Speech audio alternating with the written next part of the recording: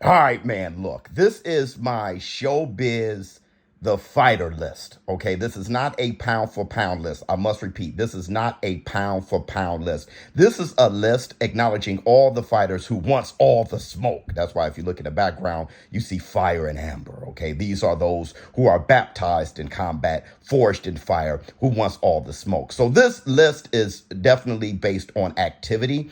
And the criteria is made of three things. It's activity, who you fought, and your performance. Accolades is not a part of the list because accolades, with accolades comes politics, right? So that's why you have so many people like going after Rolly Romero and stuff like that. So we didn't add accolades to this list. This list is just for us fight fans, acknowledging all the fighters who gives us the fights. So oh, and it's not about pay-per-view buys or how much money you're making. I hope that goes without saying, but I still have to mention that. If you look at this list, you have Terrence Crawford at number one, and that may confuse people because of his lack of activity, but it's who he fought. Don't forget, it's how often they fight, who they fought, and their performance. And those last two things, Terrence Crawford just totally just knocked it out the park, which puts him at one. He fought Errol Spence and dominated him. Errol Spence, top 5 pound for pound fighter, and he dominated him, knocking him down multiple times and stopping him. So that's a home run, and to put Terrence Crawford at the very top of the list.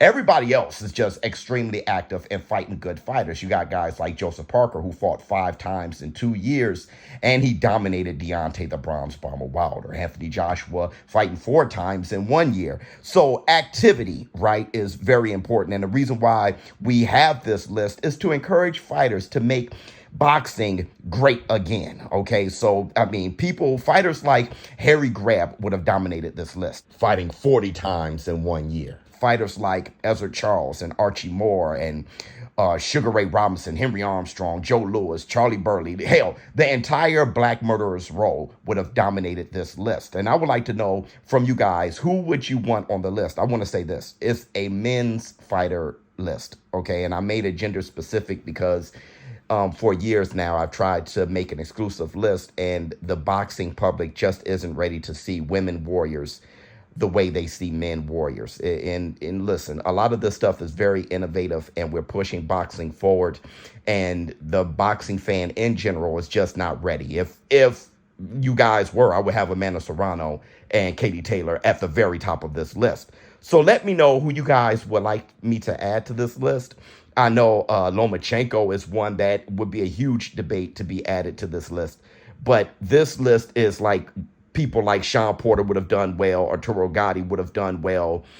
This list is to encourage fighters to fight often, win, lose, or draw. And like I said, it's performances, not wins or losses. Okay, so you can perform very well and lose and be on this list. You got Anthony Joshua, who fought Usyk to a split decision, and he's on the list when you add his activity, fighting a ton of times. Usyk not fighting that often, but he has a fight with Fury that may just change things. And you can have a guy like Shakur Stevenson, who won his last fight against Santos, but he performed horribly, so he's not on the list. So it's about performance more so than wins or losses, and we're kind of tired of that in our community, having a fighter be deemed great based on him being undefeated. So that's not this list. I would like to know what you all think about this list.